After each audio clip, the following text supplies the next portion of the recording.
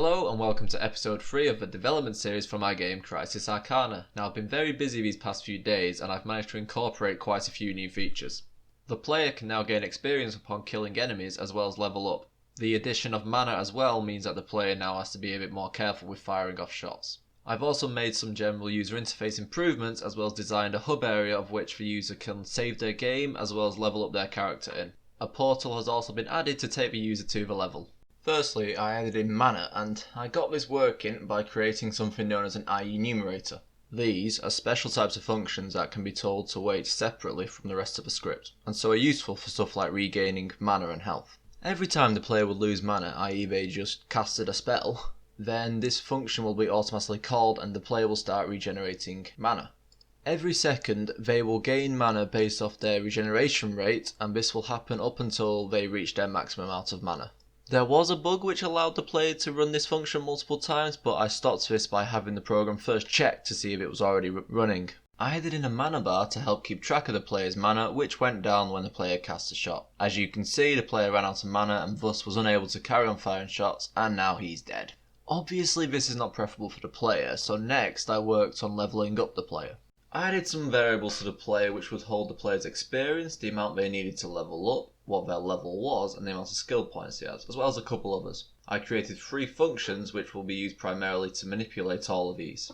The first is a simply gain experience function, which can be called from anywhere and when ran will increase the player's experience by a set amount. If the player has more than or enough experience to the required amount, then it will run the level up function.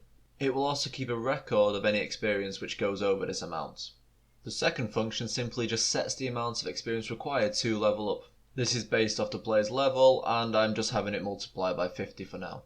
The final function is the level up function, which first starts off by, calling the experience requirement function, then it increases the player's level by 1, awards them a skill point, resets the player's experience, and then awards the player the amount of experience they went over the prior requirement with.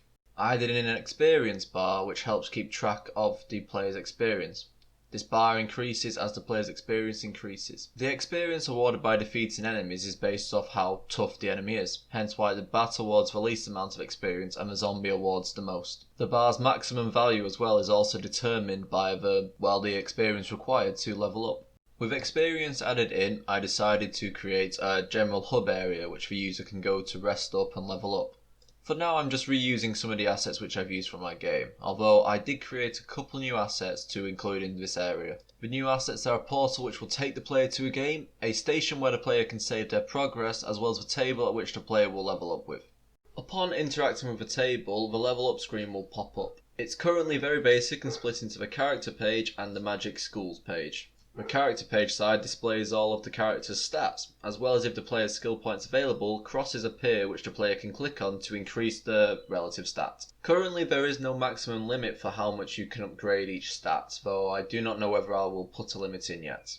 Initially there was a bug where the player could carry on upgrading a stat despite not having any skill points available, though I have since fixed this. On the other side I have the 6 magic schools I intend to use in the game. Each of these schools contain a specific set of skills which the player can unlock as they progress down each tree. I intend for each school to play differently and have a different play style for each. The first, Astromancy, will involve the player being able to manipulate space and time and teleport as per such. Cryomancy will allow the player to freeze puddles of water as well as enemies and control blizzards. Mixomancy is my experimental one and will involve the player being able to drink potions which will grant them random effects, or even throw potions which can explode and deal damage. Necromancy will allow the player to summon a little minion to fight for them and regain health from dealing damage. Pyromancy at its core will just allow the player to set fire to everything. Finally, there's Terramancy, which will allow the player to manipulate the earth and build walls to stop enemies from attacking them. That rounds off everything I've added in for now. As you can see in the background, there's footage of me testing out the game, of which I can instantly notice that maybe the base mana regeneration rate is a little bit slow, but I will probably end up tweaking this. You may have also noticed the clock pickup. By just collecting this, it just increases the amount of time you have left before it gets to the end screen. The death and win screen now also takes the player back to the hub area where they can level up their character again. I hope you enjoyed the video, and this has been episode 3. Next I want to start working on actually having randomized level with the terrain. I never actually looked into it properly, so I don't know how long it will take. Because of this, I don't know when the next development log will come out, though hopefully I'll still be able to stick to the 3 to 5 day limit, because I'm actually liking how fast I'm being productive at this stage. If you enjoyed the video, then please leave a like or even subscribe if you want to see more content. If you have any feedback, then please leave a comment or get in touch. I will hopefully see you all next video. Stay safe and have a lovely time. Bye!